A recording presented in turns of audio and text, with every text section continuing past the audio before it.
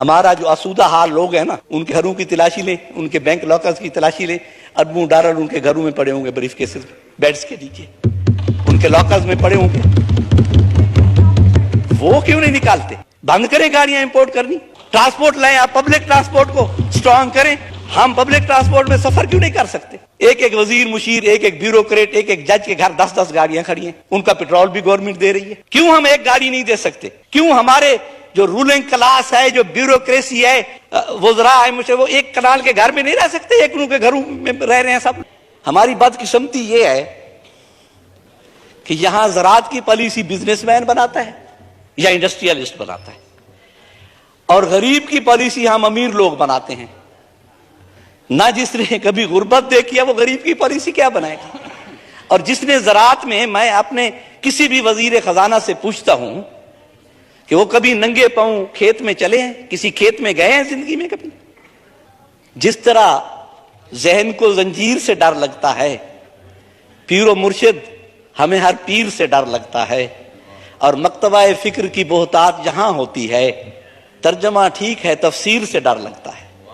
یہ جو اس کی تفسیر کرتے ہیں بجٹ کی، جو بھی وزیر خزانہ کہتا ہے یہ جو ہم ٹیکسز لگا رہے ہیں ان کا غریبوں پہ کوئی اثر نہیں ہوگا، ان کا امیروں پہ اثر ہوگا۔ لیکن ہمیشہ یہ دیکھا ہے کہ اینڈ آف دی ڈے سفر وہی غریب کرتا ہے اور اسی پہ ہی اثر ہوتا ہے۔ اب وزیر خزانہ اسحاق ڈار صاحب جب تشریف لائے، ہم بڑے خوش ہوئے کہ شاید ان کے پاس ہمارے دردوں کا کوئی علاج ہو، کوئی مداوا ہو، لیکن وہ ہے بزم میں اتنا تو سب نے دیکھا میر، پھر اس کے بعد چراغوں میں روشنی نہ رہی، نہ گیس رہی ہے نہ بجلی رہی ہے، اور وہ اتنی مہنگی کر دی ہے کہ غریب کا گھر تو اب وہ بلب نہیں جلا سکتا، کیونکہ اس ایک بلب کے جلانے کا جو بل ہے اس کا 2000 سے کم نہیں آتا۔ پھر آ کے کیوں ہم لگژری گاڑیوں کی امپورٹ پہ پابندی نہیں لگا سکتے؟ بند کریں گاڑیاں امپورٹ کرنی، ٹرانسپورٹ لائیں، آپ پبلک ٹرانسپورٹ کو سٹرونگ کریں۔ ہم پبلک ٹرانسپورٹ میں سفر کیوں نہیں کر سکتے؟ ایک ایک وزیر مشیر، ایک ایک بیوروکریٹ، ایک ایک جج کے گھر 10 گاڑیاں کھڑی ہیں، ان کا پیٹرول بھی گورنمنٹ دے رہی ہے، کیوں ہم ایک گاڑی نہیں دے سکتے؟ کیوں ہمارے جو رولنگ کلاس ہے، جو بیوروکریسی ہے، وزراء ہے، وہ ایک کنال کے گھر میں نہیں رہ سکتے، ایک کے گھروں میں رہ رہے ہیں سب لوگ؟ 10 100 ملازم ان کے گھروں میں کھڑا ہے، 100 بیگ اٹھانے کے لیے ایک ملازم ہے۔ میں باہر پڑھتا رہا ہوں، میں ڈرماٹالوجی میں یو کے میں، تو وہاں پروفیسر کا چپڑاسی نہیں تھا، پروفیسر خود فائل اٹھا کے باہر جاتا تھا، مریض کو بلا کے لے آتا تھا اور اسے چیک کرتا تھا۔ ہمیں اگر چائے دینی ہوتی تھی کلاس کو تو وہ خود ٹرالی کھینچ کے لاتا تھا، کہتا تھا ہیلپ یور سیلف۔ یہ نظام ہم کب لائیں گے سر؟ یہاں تو وہی جو انگریز آئے تھے، یہاں ہم ان کے غلام تھے، وہی نظام چل رہا ہے اور ہم غلامی میں جکڑے ہوئے ہیں۔ یہاں غریب تو سر، غریب کا جینا دو بار ہو گیا سر۔ تو تک کھلنے کھلن جوگا، میں رواں تا رو نہ سکدا۔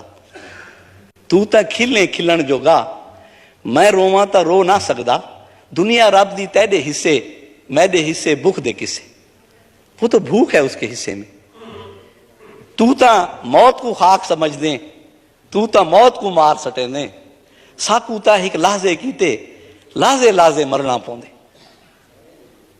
اور این نگری وچ کوئی نہ آوے، نہ کوئی اتھا دیرا لاوے۔ این نگری وچ کوئی نہ آوے، نہ کوئی اتھا دیرا لاوے، اتھا تا کوئی ایجھاں ڈوکھے، چھی کو بھی درف چرنا پوندے۔ سر یہاں تو غریب کی ہم صرف بات ہی کرتے ہیں۔ سر آپ IMF کے پاس نہ جائیں، آپ ہمارا جو آسودہ حال لوگ ہیں نا، ان کے گھروں کی تلاشی لیں، ان کے بینک لاکرز کی تلاشی لیں، اربوں ڈالر ان کے گھروں میں پڑے ہوں گے، بریف کیسز بیڈز کے نیچے ان کے لاکرز میں پڑے ہوں گے، وہ کیوں نہیں نکالتے؟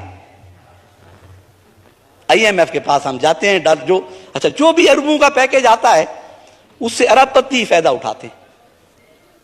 سر غریب تک نہیں پہنچتی یہ مراحت۔ آپ اس پروسیجر کو جو غریب کی امداد کا ہے اتنا کمپلیکیٹڈ بنا دیتے ہیں، اتنا پیچیدہ بنا دیتے ہیں کہ وہ وہاں تک پہنچنا ہی مشکل ہے غریب تک۔